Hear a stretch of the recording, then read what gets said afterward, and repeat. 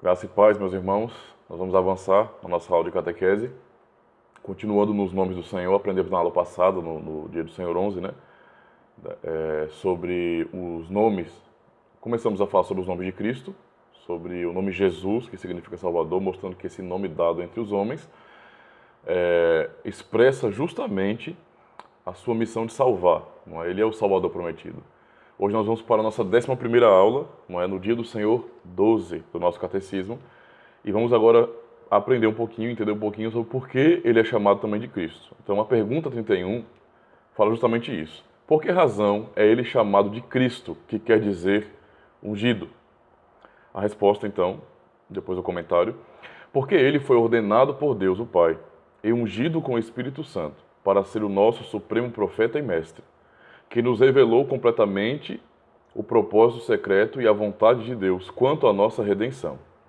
Nosso único sumo sacerdote, o qual por um único sacrifício do seu corpo nos remiu e intercede continuamente por nós diante do Pai, e nosso Rei eterno, que nos governa pela sua palavra e por seu Espírito, e que nos defende e preserva na redenção que para nós conquistou.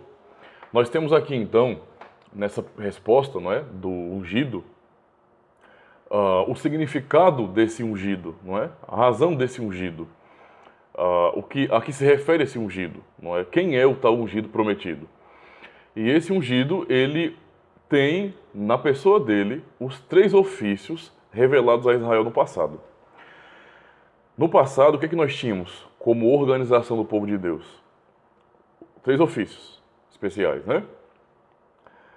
Profeta, sacerdote e rei. Não é? Esses eram os 3 ofícios especiais. O profeta era aquele que falava a palavra de Deus para o povo, era aquele que trazia exortação, que trazia a revelação do Senhor. O sacerdote ensinava, explicava a palavra, mas o seu principal ofício era representar o povo diante de Deus, enquanto o profeta representava Deus diante do povo, como a voz do Senhor, como porta-voz do Senhor. O sacerdote, por sua vez, deveria ir até o templo, fazer todo aquele rito, não é, de demonstração espiritual, de entrada no céu, como promessa, como tipologia, para representar o povo diante de Deus, ensinando justamente que um dia haveria um sumo sacerdote, um sacerdote especial, que poderia entrar na presença real de Deus, que não entraria num templo feito por mãos humanas, não entraria numa representação do céu, mas entraria no próprio céu. E por fim, rei, que era o ofício político, de governo, de defesa, de batalha, não é? Então esses 3 ofícios, não é, eram separados. Cada pessoa Deus escolhia ali para ocupar esse ofício, não é? Aconteceram algumas vezes algumas demonstrações de pessoas que tiveram mais de um ofício. E eram pessoas que se encaixam como tipologia de Cristo, né, como tipo de Cristo. Um exemplo dele é Samuel, né? Samuel não era só profeta, não é? Ele durante o tempo foi juiz de Israel.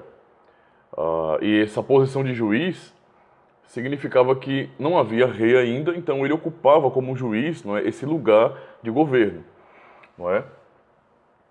Davi também do mesmo jeito. Não foi, claro que ele não foi ungido profeta ou sacerdote, mas mesmo como rei, ele demonstra na sua própria vida, e nós temos vários salmos que falam sobre isso, que mostram Davi intercedendo pelo povo, não é? E Davi também profetizando. Nós temos profecias de Davi, não é? Que são cumpridas justamente no Novo Testamento, não é? Que até Pedro fala sobre isso na sua pregação. Então, esse Cristo, esse rei ungido, esse ungido na verdade, era alguém que Deus estava prometendo que não seria alguém limitado como os ofícios em Israel eram revelados. Então veja, até os ofícios de governo em Israel, de profeta, de sacerdote e de governo de rei, não é? Era para demonstrar como Deus governaria o seu povo, certo? Governaria o seu povo, não é? E tudo isso estava apontando para alguém que teria nele, na sua pessoa, esses 3 ofícios. Ou seja, alguém perfeito. Alguém que tem nele todos os atributos, não é, da perfeição, alguém que tem nele todo o domínio, todo o poder, todo o governo, não é? Alguém que seria a própria manifestação de Deus aqui, não seria apenas um profeta, mas seria o profeta, não é? Seria a razão da existência do ministério profético. O Cristo ungido seria justamente esse. Então, todo o profeta do passado falou pelo Espírito de Cristo, não é? Todo o profeta do passado falou, mas a sua obra de revelação progressiva, que Deus usava eles para isso, não é? Essa obra de exortar, de chamar o povo ao arrependimento, de revelar a palavra de Deus, a vontade de Deus, apontava, não é, para a revelação máxima da palavra de Deus, para a própria expressão, para a expressão exata de seu ser, como Hebreus 1 nos ensina, que é esse ungido, não é? Então, todo profeta, todo ministério profético é um ministério que, na verdade, só aponta para o grande ministério profético, que é o de Cristo. Então, todo profeta profetizou e a vida de um profeta sempre apontou para Cristo. Então, o foco do ministério profético sempre foi Cristo. Sempre, sempre, sempre. O verdadeiro profeta, o profeta, não é? A mesma coisa quando nós falamos de sacerdócio, né? O ministério sacerdotal, levítico, né, do Antigo Testamento, nos mostra justamente a mesma coisa sobre Cristo, não é? Apontando para mais um aspecto, não é, desse ungido como perfeito.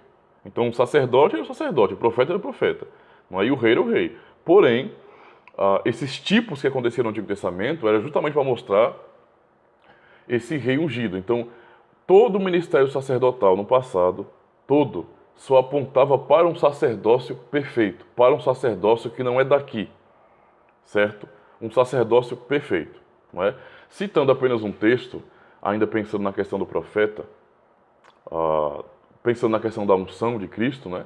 Nós temos, por exemplo, o Salmos 45 e verso 7, que diz bem assim: Tu amas a justiça e odeias a impiedade, por isso Deus, o teu Deus, te ungiu com óleo de alegria mais do que a teus irmãos. Esse é o texto que Hebreus, não é? O autor aos Hebreus cita de maneira clara em Hebreus, capítulo 7, verso 17. Porque diz bem assim: Porque ele assim testifica, tu és sacerdote eternamente, segundo a ordem de Melquisedeque. Não é? Referindo-se justamente a essa unção, não é? Ao sacerdócio. Na verdade, eu confundi aqui as coisas. Salmo 45, não é? Que fala sobre essa unção de alegria, essa unção com o Espírito Santo. É por isso que ele vai até o rio Jordão, para ali receber aquele rito de preparação sacerdotal, não é? E no rio, não é? Após sair, terminar aquele batismo, aquela lavagem, não é? Aquele banho de purificação que João estava fazendo, como para o povo, como preparação para a chegada desse ungido, do Cordeiro de Deus que tira o pecado do mundo. E para ele, como sacerdote, não é, ser ordenado. O sacerdote deveria ser ordenado, né? Cristo não fez nada fora da lei. Tudo que ele fez foi obedecer aos mandamentos, né? Toda a lei, toda a exigência sacerdotal ele cumpriu, não é? E então ele recebeu aquele rito, aquele banho, não é? Aquela lavagem nesse sentido, como sinal de que ele estava sendo purificado, não é? Ou seja, preparado para o seu ofício de sacerdote. E ali, justamente naquela hora que nós temos a manifestação tríplice, né? Onde nós temos Jesus ali, o Espírito Santo descendo sobre pomba, sob forma corpórea de uma pomba, sobre ele, e a voz do Pai que falava do céu: Esse é meu filho amado em quem me comprazo. Não é? E ali é a demonstração pública da unção, dessa unção que é profetizada aqui nos Salmos, certo? E então, Isaías 61, como Cristo atribui essas palavras a si mesmo, porque ele é esse realmente, que fala, Isaías 61, verso 1, o Espírito do Senhor, Deus, está sobre mim, porque o Senhor me ungiu para pregar boas novas aos mansos. Enviou-me a restaurar os contritos de coração, a proclamar liberdade aos cativos e a abertura de prisão aos presos. Veja, antes do batismo de João, vocês veem alguma menção de Cristo realizando a sua obra? De pregação? De cura? De manifestação do poder de Deus? Não. Antes desse batismo, você não tem. Antes dessa purificação, dessa ordenação sacerdotal, você não tem ele cumprindo o seu ofício. Não é? E aí o que acontece? Nós temos a promessa, não é? A profecia, em Salmo 45, verso 7, não é? O teu Deus te ungiu com óleo de alegria. Isso está em Hebreus também, manifesto, não é? E você tem o Isaías 61, que fala: o Espírito do Senhor Deus está sobre mim, porque o Senhor me ungiu. Né? Então, lá no batismo de João, na purificação, na ordenação sacerdotal de João, não é? Tal como, por exemplo, Samuel como profeta que ungiu o rei, ungiu nesse sentido as pessoas, não é? Para o ofício. Assim, João como um profeta estava ungindo, não é, Cristo para o seu ofício real, não é? E aí o que acontece? O Espírito do Senhor Deus está sobre mim, porque o Senhor me ungiu para, então, depois dessa unção, é que você percebe o propósito, para, a razão, por quê? Né? Para onde isso aponta? Para pregar boas novas aos mansos. Então, a partir de sua unção, tentação no deserto, né, quando ele foi preparado ali, ele vai começar a pregar. Né? Aí, no capítulo 4 de Mateus, você já tem ele pregando. Capítulo 3 é ele sendo batizado, depois passando pelo deserto. Quando chega no capítulo 4, né, quando já começa a passar pelo deserto também, quando ele volta do deserto nessa preparação, então ele começa a pregar, não é? Cumprindo justamente essa sequência clara, essa profecia clara de Isaías 61. Então ele começa a pregar aos mansos as boas novas no Evangelho, não é? A restaurar os contritos de coração, a proclamar a liberdade aos cativos e a abertura de prisão aos presos, justamente nessa ordem, não é? Isso é muito claro na Escritura, certo? E agora sim, indo para frente um pouquinho, não é? A questão do seu ministério sacerdotal, nós temos isso na Escritura também, né? Tudo apontando para isso, para essa verdade. E então nós temos o Salmo, sim, agora sim, o Salmo 110, não é? Verso 4: jurou o Senhor e não se arrependerá, tu és um sacerdote eterno, segundo a ordem de Melquisedeque. O que está justamente em Hebreus 7, verso 17, porque ele assim testifica: tu és sacerdote eternamente, segundo a ordem de Melquisedeque. Então, todo sacerdócio humano, Hebreus 9 e 10 falam sobre isso, não é? Então, vocês leiam para perceber essa dinâmica. Mas, apontando para quê? Para a realidade que todo sacerdócio, não é? Todo ofício sacerdotal entregue aos homens, sempre foram ofícios imperfeitos. Os sacerdotes eram pecadores, não é? Os sacerdotes tinham que ser substituídos. Os sacerdotes, de fato, eram limitados pelo tempo, por causa do seu próprio pecado. E eles deveriam fazer realizar o trabalho do seu ofício diariamente. Então, todos os dias havia sacrifício. Todos os dias. Havia um dia especial, uma vez por ano, o dia da expiação, que era o dia do sacrifício maior, que era o sacrifício pela expiação geral do povo. Mas durante todo o ano, durante todos os dias do ano, não é? Cada membro da família de Israel, cada membro do povo, ia até o tabernáculo, a porta do tabernáculo, não é a entrada, entregar a sua oferta para pedir perdão, entendeu? Ou seja, ia entregar um sacrifício determinado pela lei porque eles cometeram tal pecado. Então, todos os dias havia derramamento de sangue, todos os dias, certo? Esse ofício era um ofício imperfeito que apontava para o verdadeiro ofício. Então esse ofício não era para que não tinha um fim em si mesmo, não é? Nenhum de profeta, nenhum de sacerdote lá no passado tinha um fim em si mesmo.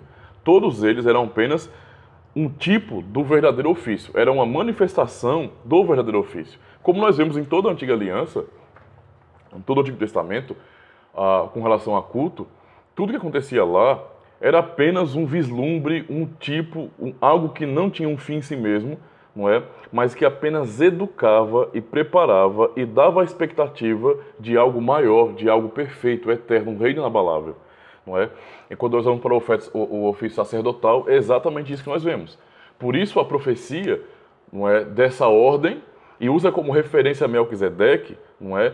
Porque a referência de Melquisedeque refere-se ao fato de que você não tem uma genealogia registrada oficial que entrou no cânon dele. Então, no sentido geral, ninguém sabe muito bem a origem de Melquisedeque.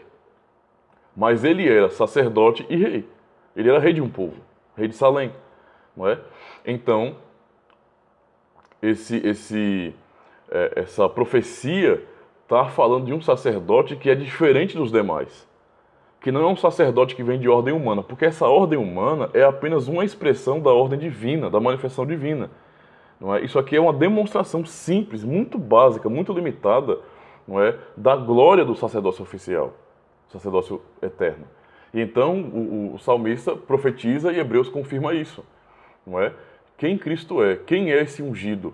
É esse sacerdote que não é um sacerdote por uma ordem comum, não é um sacerdote que é ordenado segundo a ordem comum, mas é um sacerdote que é ordenado de maneira diferente, porque o seu sacerdócio não é daqui, não é um sacerdócio que expressa algo maior. Ele é o algo maior, ele é o grande sacerdote, o sumo sacerdote. Entendeu? Ele não vai fazer uma demonstração, ele não vai fazer um espetáculo nesse sentido, não é? De demonstração, uma grande peça, uma grande exposição, não é? Encenando. Eles tinham fé, mas era uma encenação, uma demonstração, como se fosse um grande teatro, não é?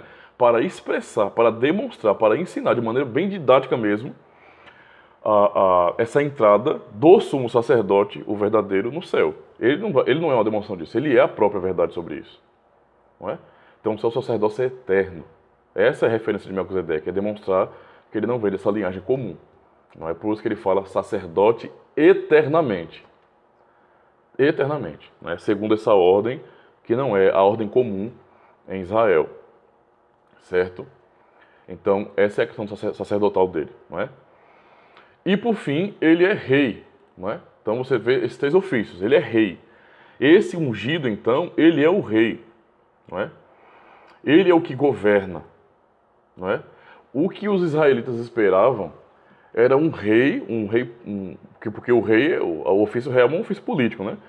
Mas eles esperavam de fato um reino deste mundo, um reino imediato, não é? E não foi o que Deus revelou, o que Deus deu a eles. Cristo mesmo respondendo para os fariseus e para outros também, que o reino dele não é deste mundo. Não é? O reino é um reino espiritual, não se vê assim. Entendeu? Não se vê. Por isso, justamente por isso, esse ofício real dele demonstra justamente que ele não é o rei humano. Davi, por exemplo, como rei, o homem segundo o coração de Deus, não significava que ele era um homem perfeito. Ele ser um homem segundo o coração de Deus, esse ungido, esse escolhido do Senhor, era para mais uma vez demonstrar algo que estava além de Davi, algo que aponta para fora de Davi, certo? O ofício de Davi, a escolha de Deus por Davi, não é? E ver que a maneira como Deus trata Davi é uma maneira bastante especial, né? E esse é o homem segundo o meu coração. Algumas pessoas se impressionam com isso, não é? Porque acabam colocando a glória disso no próprio Davi, não é? Acabam colocando essa realidade como se Davi tivesse algum mérito nisso. Ah, Davi era sincero demais. Não. A própria história de Davi já é registrada assim, não é? E Deus conduz Davi dessa forma para mostrar que esse homem, segundo o seu coração, não é? Ele era um homem pecador comum. Era um homem normal. Mas veja, ele tinha prazer em fazer a vontade de Deus, mas ele era pecador. Então não era para olhar para Davi. Entendeu? Não era para olhar para Davi. Era para olhar para a verdade que ele era um tipo, ele apontava para um rei que não é assim. Um rei que não é uma demonstração simples, pequena, básica. Não é? Mas o seu ministério de dizer assim, esse é o homem segundo o meu coração, esse é o rei, o meu ungido, não apontava para Davi. Não é? Davi era uma manifestação do verdadeiro ungido do Senhor. Não é? Então nós vemos isso justamente no Salmo que nós cantamos. No Salmo 2, eu quero ler aqui porque eu amo o Salmo 2. É um salmo político, né? É um salmo que eu tenho... uma das coisas que eu sonho sobre esse salmo é dizer assim, nossa, que afronta aos reis da terra, aos governantes, aos ímpios, aos homens da terra, que acham que tem poder, tem domínio sobre alguma coisa, a igreja cantando esse hino, não é? De maneira imponente, de maneira, sabe, com autoridade mesmo, cantando para os reis da terra, para que eles sejam confrontados pelo que o verdadeiro rei está dizendo para eles. Então nós vemos Salmo 2. Por que se amotinam os gentios e os povos imaginam coisas vãs? Porque se amotinam as nações. Aí, os reis da terra se levantam e os governos consultam juntamente contra o Senhor e contra o seu ungido. Então, esse rei ungido, esse ungido do Senhor, não é? Os ímpios, o reino da terra, não é? Está se opondo contra ele. Não quer aceitar o governo desse rei. Não é? Porque os homens levantam-se como se eles fossem os próprios reis, os grandes reis. Não é? E eles se unem nesse complô, nessa rebeldia contra o verdadeiro rei, porque eles querem um reino para si. Não é? Então eles se levantam contra o Senhor e contra o seu ungido. E o que eles dizem? Rompamos as suas ataduras e sacudamos de nós as suas cordas. Eles tratam então o governo de Deus e do seu rei ungido, não é, como um governo que os prende. Eles não querem se submeter ao rei, não é? Eles querem que essas algemas, como eles tratam como uma prisão, como algo negativo, sejam quebradas, não é? Destruídas. Sejam destruídas. E aí, essa atitude dos homens de serem contra Deus, não é? Contra o seu ungido, o seu escolhido, o rei prometido, não é? Deus é que vai dar a resposta. Qual é a expectativa de Deus com relação à afronta do homem? Então, aquele que habita nos céus se rirá. Ou seja, ele está falando sobre Deus rir deles, né? O Senhor zomba deles. Por que o Senhor zomba deles? Porque eles não sabem de nada. Eles acham que o poder está com eles, mas não está. Não é? Então o Senhor zomba deles. Ele fala: então lhe falarás na sua ira, e no seu furor os turbará. Eu, porém, ungi o meu rei sobre o meu santo monte de Sião.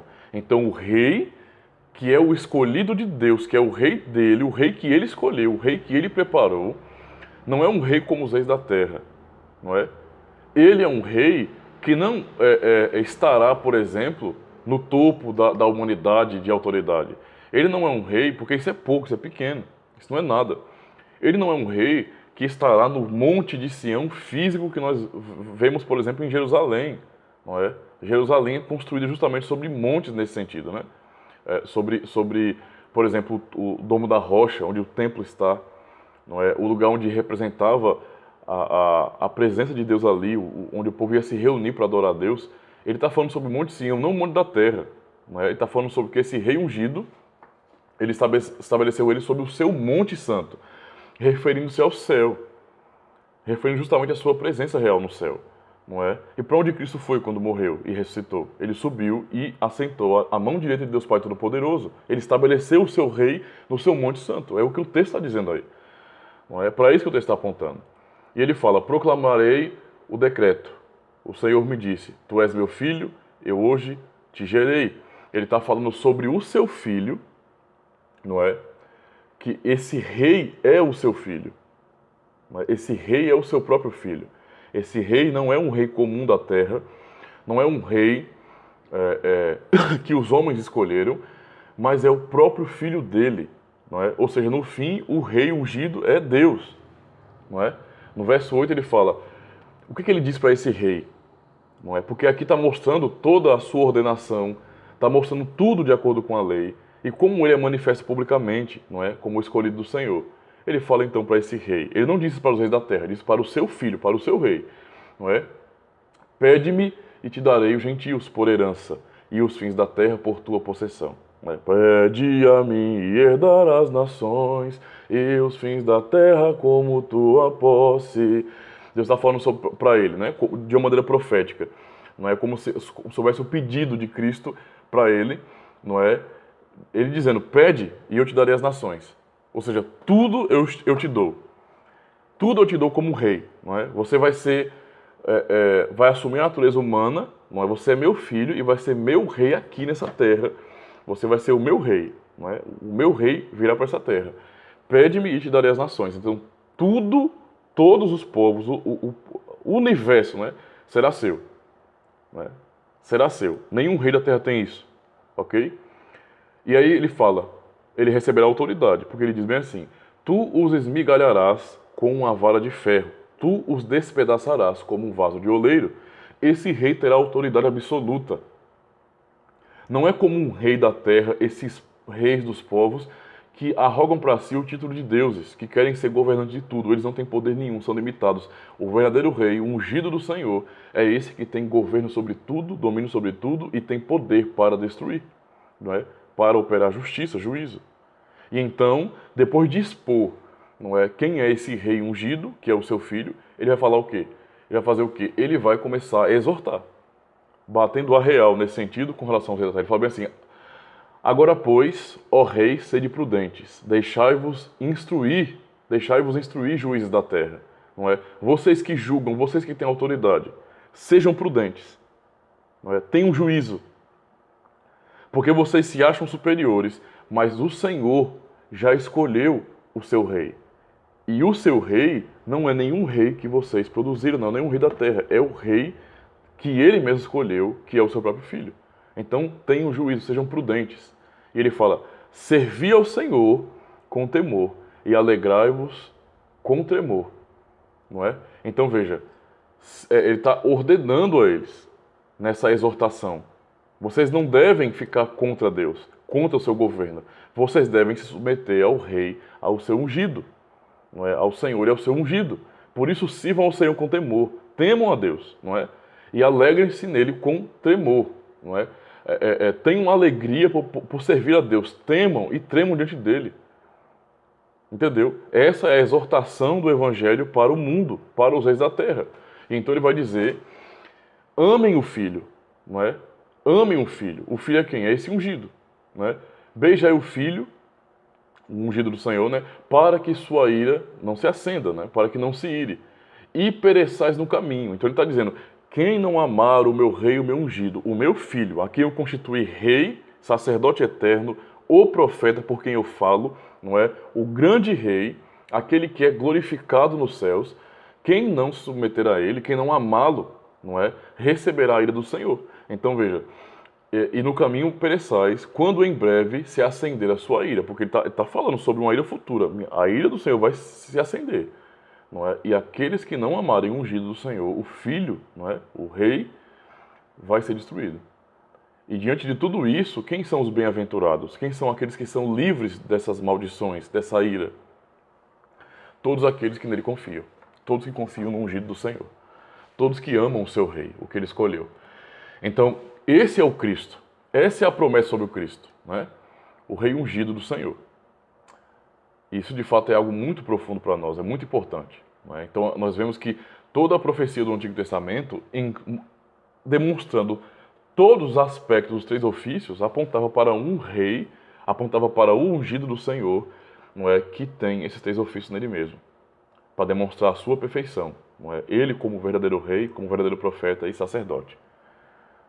Certo? E agora, a pergunta 32. Essa pergunta já tem a ver mais com a gente. Nós falamos somente sobre Jesus Cristo, sobre a sua obra, sobre o seu ofício, sobre quem ele é. Não é? Esse rei perfeito, prometido no passado. Não é? Aquele que foi profetizado e demonstrado tipologicamente por cada ofício. Não é? Por cada ofício. Mas agora, o que isso tem a ver com o cristão? Não é? A pergunta 32 é, por que é que você é chamado cristão? Então, primeiro fala sobre por que ele é chamado de Cristo, que quer dizer ungido. Então, nós entendemos agora por que ele é Cristo. Mas por que nós somos chamados de cristãos? Por que somos cristãos? Não é? Qual a razão desse nome? E aí ele vai dizer, porque pela fé sou membro de Cristo. Então, a ligação do nome cristão é a Cristo. Quando eu falo que eu sou um cristão, quer dizer que eu sou membro de Cristo. E por isso, vejam, partilho da sua unção. Certo? Partilho da sua unção. Para poder, como profeta, confessar o seu nome. Como sacerdote, apresentar a mim mesmo como sacrifício vivo de gratidão a ele. Como rei, de livre e boa consciência, combater o pecado e o diabo nessa vida e no porvir, reinar eternamente com ele sobre todas as criaturas. Então veja a seriedade e importância do nome cristão. Não é um nome comum, assim, não é um nome vazio de significado, é um nome com muito significado mesmo. Refere-se a uma ligação, não é? Uma ligação com Cristo, de dizer que aquilo que é a unção dele foi derramada sobre nós. Entendeu? Em termos de ofício, nós não temos ofício para ser manifesto no reino desse mundo. Os ofícios de Cristo não são... O reino dele não é daqui. Então não tem a ver com essa era presente, não é? Então, ao mesmo tempo que nós somos essa unção partilhada, né? Você vê que é um nível muito maior. Na antiga aliança você tinha alguém que era profeta, alguém que era sacerdote e alguém que era rei. Eles não desfrutavam disso que nós estamos vendo agora. Eles não eram cristãos, entendeu a situação? Eles eram igreja, mas não eram uma igreja cristã. A igreja cristã é quando o Cristo vem, manifesta a sua obra, não é? E então derrama a sua unção sobre o seu povo. Quando ele é ungido, não é? Todo o seu povo é ungido. Entende? E agora, como igreja cristã, como cristãos, nós somos tanto profetas, sacerdotes e reis, ofícios especiais que referem-se ao reino eterno. Entendeu a situação? Ao reino eterno. É por isso que publicamente, não é? Nós proclamamos a palavra de Deus, nós intercedemos, não é? Nós entregamos a nossa vida como sacrifício a Deus, orando pelos outros também, entendeu? O sacerdócio universal dos crentes, né? Defendido na Reforma Protestante. Nós fazemos isso e nós também somos ordenados a fazer aquilo que um rei faz, que é batalhar, que é defender. Entendeu? Com a promessa que um dia reinaremos com ele, né? Então veja, tudo isso refere-se a essa obra maravilhosa, entendeu? Essa obra maravilhosa de redenção. Estou procurando aqui um salmo, só um minutinho, irmãos. Um salmo que é para falar sobre isso, para ilustrar isso. AD 28.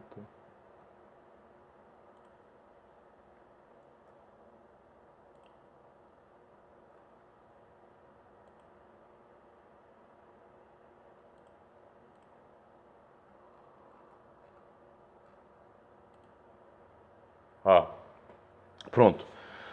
Eu vou ler esse versículo aqui, esses versículos do Salmo 133, que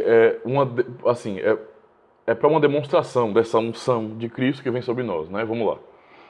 Eu acho que é uma boa expressão para a gente entender isso aí. Ó, quão bom e quão suave é que os irmãos vivam em união. É como o óleo precioso sobre a cabeça, que desce sobre a barba de Arão, e que desce a orla das suas vestes. Como o orvalho de Hermon e como o que desce sobre os montes de Sião. Por ali o Senhor ordena a bênção e a vida para sempre. É uma demonstração da geografia, do que ele podia observar, como, né, o salmista podia observar, sobre a bênção de ter esse rio, desse orvalho, não é disso que dava vida, que alimentava o povo. É uma manifestação da providência de Deus, que ele usa como exemplo, não é, dessa vida demonstrado nessa unção, não é, sobre o sacerdote Arão. Então veja, é como óleo precioso sobre a cabeça. Cristo é o cabeça da igreja. A unção, ou o óleo da unção, não é, o óleo de alegria, no caso, esse é o Espírito Santo, o óleo de alegria, mas o óleo, não é, que era derramado sobre a cabeça dos sacerdotes ou sobre o rei, era o óleo que era de fato derramado na sua cabeça, não é? Era derramado. Diga-se de passagem, quando eu fui ao obreiro da Mundial, eu fui ungido assim. O óleo foi derramado na minha cabeça nessa quantidade toda, né? Um potão de óleo assim, tá, aleluia, já correu todinho, né? Aquele teatrão bobo. Só para descontrair. Mas veja, é como óleo precioso que é sobre a cabeça, não é? Então, esse óleo de alegria, o Espírito Santo é a unção sobre Cristo, não é? Que nós vemos lá no batismo de João, na purificação de João. Ou seja, o óleo vem sobre a cabeça, não é? Mas a pergunta é, quando o óleo, da maneira, porque aqui é a expressão do óleo como derramado no período sacerdotal ali e tal, né? Como eram ungidas as pessoas, né? Os sacerdotes. Esse óleo fica só na cabeça? É uma gotinha de óleo no dedo que passa na testa? Não, é um óleo que a ideia é derramar sobre a sua cabeça como sendo a autoridade, o que governa, mas esse óleo não fica só na sua cabeça, ele desce e ele atinge todo o seu corpo, não é? O seu corpo é ungido nesse sentido. A sua cabeça é a ungida, é a autoridade, mas da sua cabeça é que vem a unção para o resto do corpo, não é? Então veja, é como óleo precioso sobre a cabeça, que desce, não, esse óleo desce sobre a barba de Arão. O que Efésios 4 fala, irmãos? Que quando ele subiu aos céus, levou cativo o cativeiro, não é? E deu dons aos homens. Quando foi que subiu? Veja, Cristo recebeu a unção do Espírito Santo lá no Rio Jordão. Não é isso que foi manifesto ali publicamente, é uma unção pública, um ofício manifesto ali público, não é? Mas ele só derrama sobre nós o Espírito, só envia sobre nós o Espírito quando ele sobe, não é?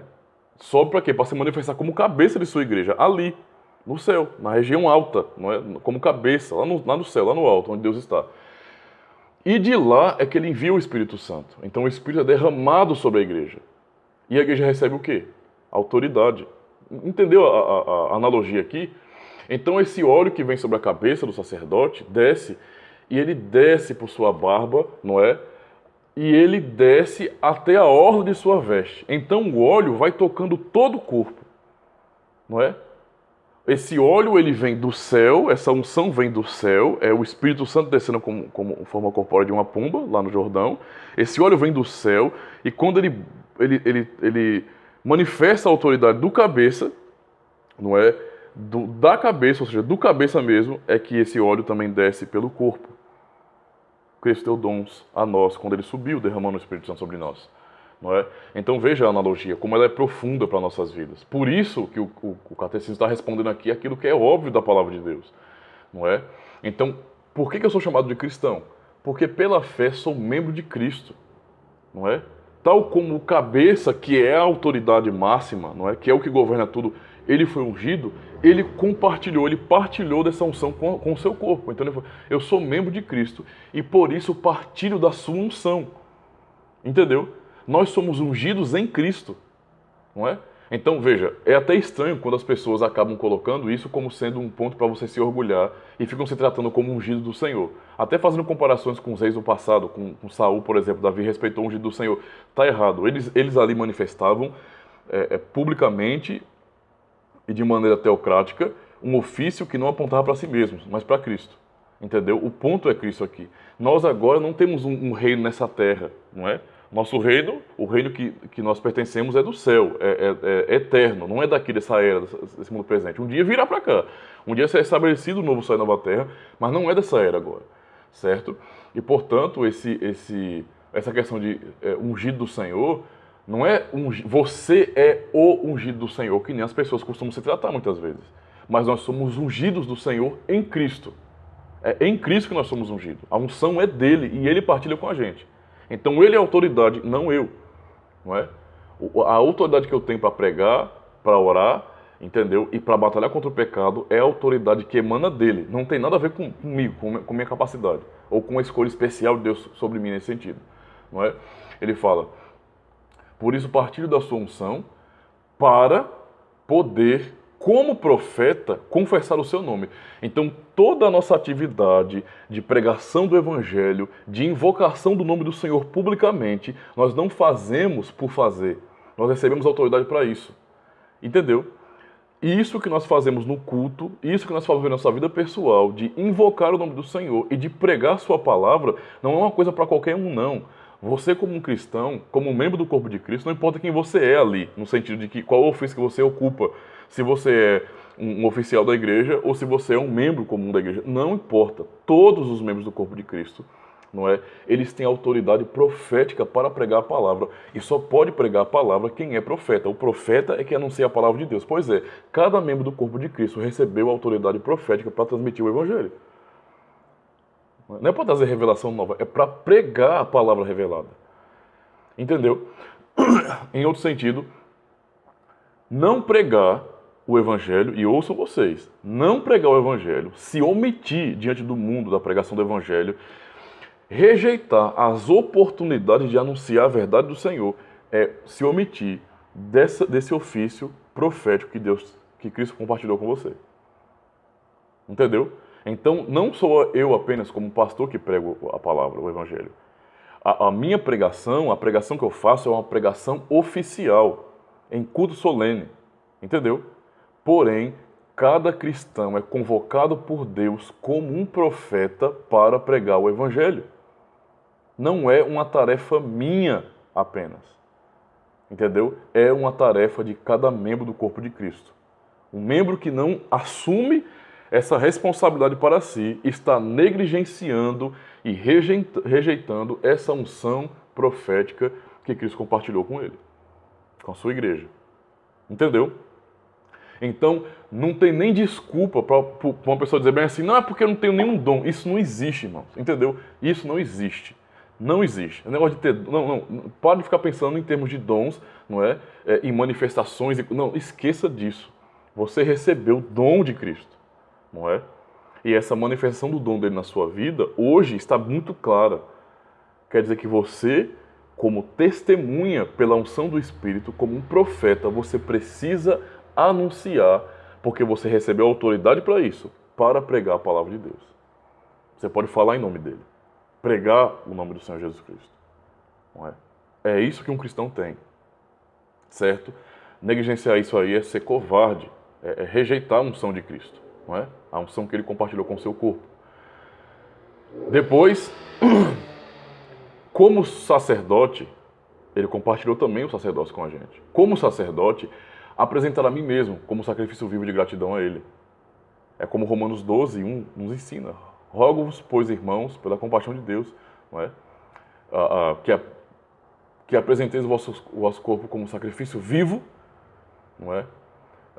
Santo e agradável a Deus, que é o vosso culto racional. Por que é que nós podemos cultuar a Deus, irmãos? Nós fazemos sacrifício aqui? Não, nós não matamos animais. Sangue não é derramado. O sangue de Cristo já foi derramado de uma vez por todas. Mas o nosso trabalho de culto é um trabalho de serviço sagrado. Entendeu? Isso aqui é importante demais. A gente não está brincando aqui, não. Não é um encontro social, não. Nós estamos prestando um serviço de temor ao Senhor, em honra ao seu nome. Onde o sacrifício não é o sacrifício de um animal, não é? Cristo já derramou seu sangue de uma vez por todas, mas é o sacrifício espiritual de nossa própria vida. Tal como os sacerdotes da antiga aliança faziam de maneira física, nós fazemos isso de maneira espiritual, ofertando a nossa vida ao Senhor, como um sacrifício vivo e agradável, um sacrifício que é santo, entregando uma vida a Ele de obediência, de submissão, de temor diante dEle. Então veja, se Cristo compartilhou com nós, a igreja, a unção sacerdotal, não é, significa dizer que nós, como cristãos, nós temos um chamado para o culto. Se ausentar do culto é pecado, irmãos.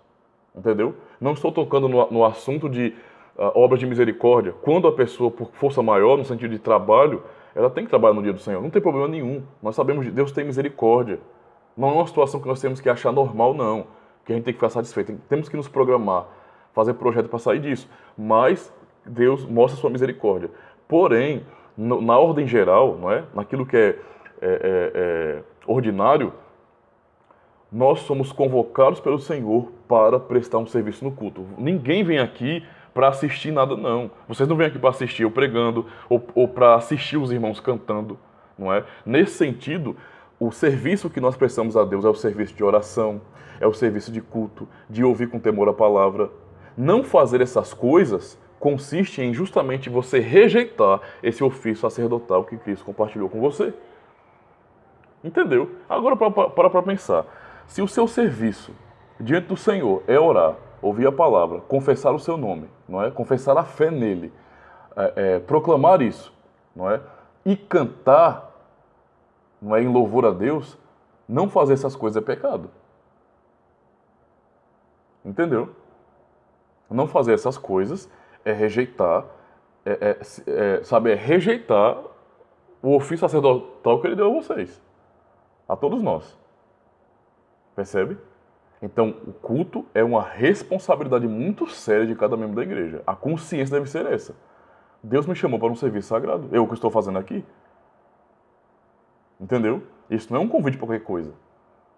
Eu estou aqui para servir ao Senhor de verdade. Eu estou servindo a Ele, fazendo um serviço a Ele. E o serviço que eu faço é manifesto na liturgia do culto. É assim que eu posso entregar minha vida a Ele, é assim que eu posso interceder por meus irmãos, é assim que nós podemos, em comunhão, aproveitar que em Cristo, como sumo sacerdote, nele, porque a unção desceu sobre nós, entrar na presença de Deus, não é? Pela fé.